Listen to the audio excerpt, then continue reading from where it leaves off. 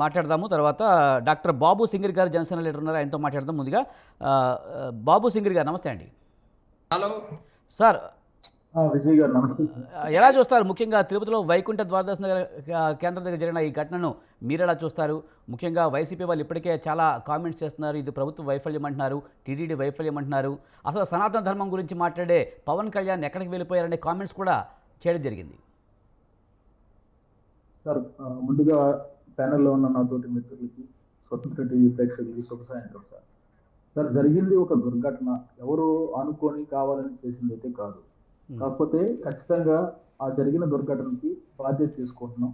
చంద్రబాబు నాయుడు గారు వచ్చారు, పవన్ కళ్యాణ్ గారు వచ్చారు, పరామర్శించారు. ఎవరైతే అధికారులు నిర్లక్ష్యంగా ఉన్నారో అనిపించారో వాళ్ళ మీద యాక్షన్ తీసుకున్నారు. మనం అంటున్నాం ఎంతసేపు సార్, ఏదన్నా ఏ పార్టీ ఉన్నప్పుడు ఒకవేళ జరిగినా కూడా ఏంటంటే ఇది ఒకటి ఫస్ట్ టైం ఏం జరిగేది ఏం కాదు. చాలా దగ్గరలో చాలా టెంపుల్స్ లో, చాలా పొలిటికల్ పార్టీస్ వీటిలో, లేదా కొన్ని సినిమా ఫంక్షన్స్ లో, లేదా ఏదైనా షాపింగ్ మాల్స్ లో ఇలాంటివి జరిగేది సార్. దీనికి డిజాస్టర్ మేనేజ్మెంట్ యాక్ట్ అని ఒకటి ఉంటుంది 2005 నుంచి. డిజాస్టర్ మేనేజ్మెంట్ దీని ప్రకారం ఆ డిజాస్టర్ ని, అంటే ముఖ్యంగా క్రౌడ్ డిజాస్టర్ మేనేజ్మెంట్ అనే దాన్ని ఫాలో అవ్వాల్సింది. నేను నేను అధికార పక్షంలో ఉన్న పార్టీ తరఫున వచ్చినా కూడా కొన్ని తప్పులు జరిగినాయనే విషయాన్ని అయితే యాజ్ ఏ డాక్టర్గా, ఎందుకంటే నేను కూడా అక్కడ ఉన్నాను సార్. రాత్రి నేను స్పాట్ దగ్గర ఉన్నాను. ఒక దగ్గర నేను కూడా వెళ్ళాను కూడా. ఇక్కడ ఏంటంటే మెయిన్గా క్లుప్తంగా చెప్తాను సార్, చాలా మనం మాట్లాడుకుంటాం. ఇక్కడ జరిగింది ఏంటంటే డిజాస్టర్ మేనేజ్మెంట్లోని కొన్ని స్టెప్స్ ఉంటాయి సార్. యాక్చువల్గా ఆ స్టెప్స్లో ఒకటి ఏంటంటే sudden opening of entry gates అనేది చేయకూడదు అనేది ఒక ముఖ్యమైన విషయం. మీరు చూసినా కూడా తెలుస్తుంది.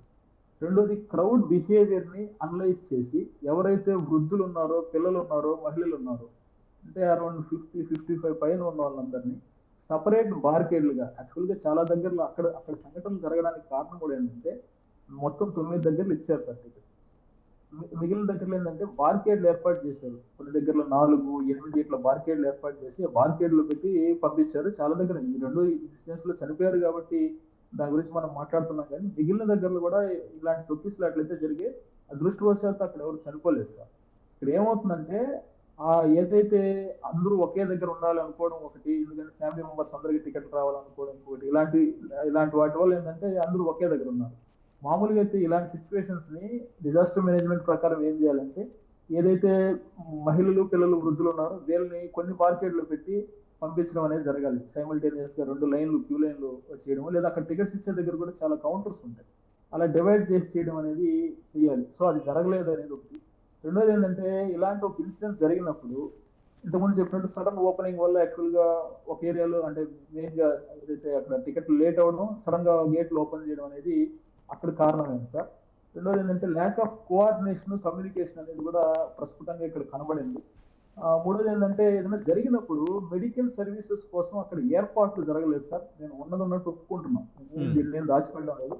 అక్కడ ఏదైనా కూడా అక్కడ మెడికల్ సర్వీసెస్ పెట్టుండాల్సింది.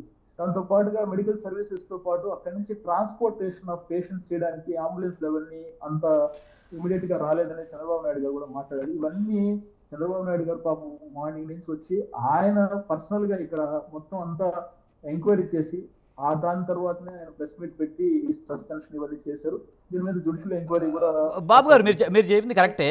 మీరు చెప్పింది కరెక్టే. బాబు గారు వచ్చారు, చంద్రబాబు నాయుడు వచ్చారు, అక్కడ అన్ని చూస్తూ ఉన్నారు, అంత బాగుంది. కానీ మీరు చెప్తున్నారు కదా, గతంలో కూడా ఇలాంటి ఘటనలు జరిగాయి, ఇప్పుడు కూడా జరుగుతున్నాయని చెప్తున్నారు. కానీ చంద్రబాబు నాయుడు గారు ఒక మాట అన్నారు, ఘటన జరగకముందే మనం చర్యలు తీసుకోవాలి, జరిగిన తర్వాత కాదు, అదే అడ్మినిస్ట్రేషన్ అంటే అన్నారు. అంటే ఇప్పుడు ప్రభుత్వం ఫెయిల్యూర్ కింద ఇది చూడాల్సిన అవసరం ఉందంటారా? ఇప్పటికే వైసీపీ వాళ్ళ ఆరోపణలు చేస్తున్నారు, టీటీడీ వైఫల్యం ఉంది, అలాగే ప్రభుత్వ వైఫల్యం కూడా ఉందని చెప్తున్నారు. విజయ్ గారు, ప్రభుత్వం వైఫల్యం అంటే సార్, నేను అది చెప్తున్నాను సార్. ప్రభుత్వంలో ఉన్న కొంతమంది, ఇప్పుడు అన్ని దగ్గరలో జరగలేదు కదా సార్. 9 దగ్గరలో టోకన్స్ ఇచ్చినప్పుడు ఒక్కొక్క కౌంటర్ లో ఆన్ యావరేజ్ గా, అంటే మొత్తం 1,20,000 టోకన్స్ రిలీజ్ చేసేటట్లు, అంటే ఒక్కొక్క కౌంటర్ లో దాదాపు ఆన్ యావరేజ్ చేసుకుంటే 13 నుంచి 15,000 టోకన్స్ వస్తాయి. కానీ రాత్రి అక్కడ ఏమైందంటే సార్, ఒక 20,000 వరకు, ఏం పెద్ద డిఫరెన్స్ ఏం లేదు. 13,000కి 50,000 మంది లేరు అక్కడ.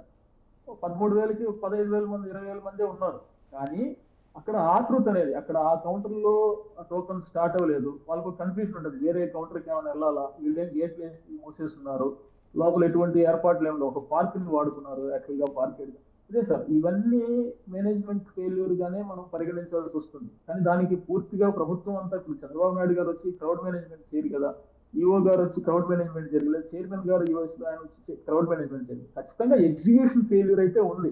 ఈ చంద్రబాబు నాయుడు గారు చెప్పేది ఏంటంటే మీరు బాధ్యత తీసుకోవాలి, మీరు ఉండాలి అనేది పాపం ఆయన చెప్పిన విషయం. బట్ ఒక వ్యక్తిని నమ్మి అంటే ఒక ఐఏఎస్ వాళ్ళు వీళ్ళందరూ నమ్మి ఒక బాధ్యత ఇచ్చినారు. కాబట్టి ఏంటంటే వాళ్ళు చేయాల్సిన పని అయితే చేశారు, కానీ కింద స్థాయిలో ఎగ్జిక్యూషన్ లో ఫెయిల్యూర్ వచ్చింది. రెండోది క్రౌడ్ బిహేవియర్ ను కూడా అండర్ ఎస్టిమేట్ చేశారు అని అనిపిస్తుంది. క్రౌడ్ బిహేవియర్ సార్ ఇది ఒక్కసారి జరిగిందేం కాదు, మనం హిస్టరీ కావాలని చెప్తాను.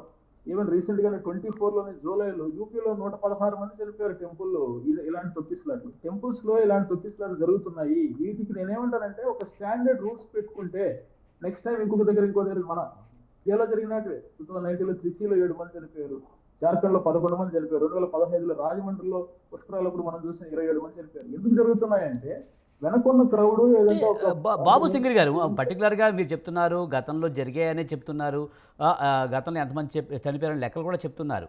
అంటే గతంలో జరిగిన విషయాల్ని పరిగణలోకి తీసుకుని ముందస్తు చర్యలు తీసుకోలేకపోవడం మరి ఎంతవరకు కరెక్ట్? అది చర్యలు తీసుకోకపోవడం అనేది రాంగే కదా? అదే సార్ నేను చెప్తున్నా, ఖచ్చితంగా చర్యలు తీసుకోవాల్సింది. ఈ కొత్త ప్లేస్ లో ఇలాంటి కౌంటర్స్ పెట్టినప్పుడు నేను అదే చెప్తున్నాను సార్, మార్కెట్స్ లాంటివి అంటే మొత్తం వీళ్ళని డివైడ్ చేస్తున్నారు. ఇప్పుడు ఒక 10,000 మంది వస్తారు లేదా 15,000 మంది వస్తారు అన్నప్పుడు ఒక 1000 మందిని ఒక 10 పార్కెట్లో ఇలాంటి పెట్టడం అనేది డిజాస్టర్ మేనేజ్మెంట్ లో పార్ట్. అది జరగకుండా పార్కుల్లోనూ ఇలాంటి పబ్లిక్ ప్లేసుల్లో స్టోర్ చేసి పెట్టడం వల్ల ఈ తప్పు జరిగిందని నేను చెప్తున్నాను సార్. ఖచ్చితంగా ఇప్పుడు దీన్నే అస్త్రంగా చేసుకుంటున్నాయి బాబు సింగర్ గారు. ఇప్పుడు దీన్నే ప్రతిపక్షాలు అస్త్రంగా చేసుకుని కామెంట్ చేస్తున్నాయి. పర్టికులర్గా జనసేన అధినేత పవన్ కళ్యాణ్ మీద కూడా కొన్ని కామెంట్స్ చేశారు. సనాతన ధర్మం గురించి చెప్పే వ్యక్తి ఎక్కడికి పోయాడు, ఇప్పుడు దీనికి సమాధానం చెప్పాలంటున్నారు. మరి మీ పార్టీ తరఫున మీరేం చెప్పబోతున్నారు? కాదు, పవన్ కళ్యాణ్ గారు వచ్చారు, తిరుపతికి వచ్చారు, పరామర్శించారు, అడిగి తెలుసుకున్నారు ఏం జరిగిందో. ఆయన ఏం దాచిపెట్టకుండా మాట్లాడుతున్నారు. అంటే ఇంకేం చేయమంటారో నాకు అర్థం కావడం. ముఖ్యమంత్రి గారు వచ్చారు, పవన్ కళ్యాణ్ గారు వచ్చారు, మేమేం పారిపోలేదుగా, మేమేం తప్పు చేసి దానుకోలేదుగా. మేము మిగిలిన ఇంత ముందున్న ఏదైతే అధికార పార్టీ వాళ్ళలాగా చేయడం లేదు కదా. తప్పు జరిగినప్పుడు దాని కరెక్షన్స్ గురించే ఆలోచిస్తున్నారు ఎప్పటికప్పుడు. అసలు ఈ రోజు ముఖ్యమంత్రి గారు పవన్ కళ్యాణ్ గారు వచ్చారు, పరామర్శించారు, ఏదైతే జరగరాని ఒకటి జరిగిందో దానికి ఎంతవరకు కాంపన్సేట్ చేయగలం అనేది చేస్తున్నారు. ఏదైతే భక్తులు ఉన్నారో వాళ్ళకి ఎంత సేఫ్ గా దర్శనాలు ఏర్పాటు చేయాలని చేస్తున్నారు. మేము ఎక్కడ పారిపోలేదు. ప్రతిపక్షాలు ఉన్నది ఖచ్చితంగా మంచిదే సార్, ప్రతిపక్షాలు బాగా విమర్శించాలనే కోరుకుంటున్నాం. అప్పుడే కరెక్షన్స్ వస్తాయి. జనసేన పార్టీ నుంచి మేము కోరుకుంటాం కదా. కాకపోతే మేము ఎక్కడ పారిపోవడం లేదు, ఇష్యూని ఫేస్ చేస్తున్నాం. ఒకటి జరిగింది, ఒక తప్పు జరిగింది. కానీ బాబు సింగర్ గారు మీరు చెప్తున్నట్టుగానే చర్యలు తీసుకుంటున్నారు. మీరు పారిపోలేదు, ఇక్కడే ఉన్నారు, దానికి తగ్గట్టుగా చర్యలు కూడా తీసుకుంటున్నారు. ఎవరైతే తప్పు చేశారో వారి మీద చర్యలు తీసుకోవడానికి సిద్ధంగా కనిపిస్తున్నారు. కానీ గత ప్రభుత్వం అంటూ కూడా గత ప్రభుత్వం చేసిన నిర్వాహకం వల్లే కూడా అని అనడం ఎంతవరకు కరెక్ట్? అవును సార్, చంద్రబాబు నాయుడు గారు ఏం చెప్పారంటే మీరైనా ఆలోచించండి సార్, మనకు ఏదైతే ఆగమ శాస్త్రం ప్రకారం మనకు తిరుమల టెంపుల్ యొక్క అన్ని జరుగుతాయి. ఆగమ శాస్త్రంలో ఏముంటుంది దాని ప్రకారం జరుగుతుంది. సో ఏదైతే వైకుంఠ ఏకాదశి అనేది ఇంతకు ముందు ఒక్కరోజు ఉండేది, యాక్చువల్గా ఒకే రోజు ఉండేది దర్శనాలని. వైకుంఠ ఏకాదశి గడియలు ఎప్పటి నుంచి ఉన్నాయి అప్పటి వరకు ఉండేది. సరే దాన్ని ఏంటంటే ఏకాదశి అంటే 2 రోజుల మధ్యలో వచ్చినప్పుడు సరే 2 days కానీ ఎక్స్టెండ్ చేశారు. సరే ఇంకొక రోజు మళ్ళీ భక్తులకి పాపం అంటే నిరాశ చెందుతారని 3 days వరకు ఎక్స్టెండ్ చేశారు. దాన్ని 10 రోజుల వరకు తీసుకురావడం అనేది ఖచ్చితంగా తప్పే సార్. చాలా సార్లు మాట్లాడాం. బట్ ఏంటంటే భక్తులు ఎందుకు ఇబ్బంది పెట్టడం, వాళ్ళు దర్శనం చేసుకోవడానికి వచ్చినారు కదా, పాపం చాలా దూర ప్రాంతాల నుంచి ఆ రోజు ఇక్కడ టోకన్స్ ఇస్తారని వస్తారు. రెండో విషయం కూడా సార్, ఇక్కడ టోకన్స్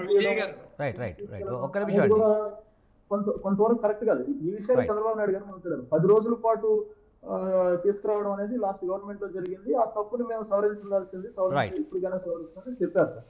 అంతేగాని దాన్ని అది నిజమే కదా, ఆగమ శాస్త్రం ప్రకారం అన్ని రోజులు పెట్టకూడదు కదా దర్శనం. రైట్. మరి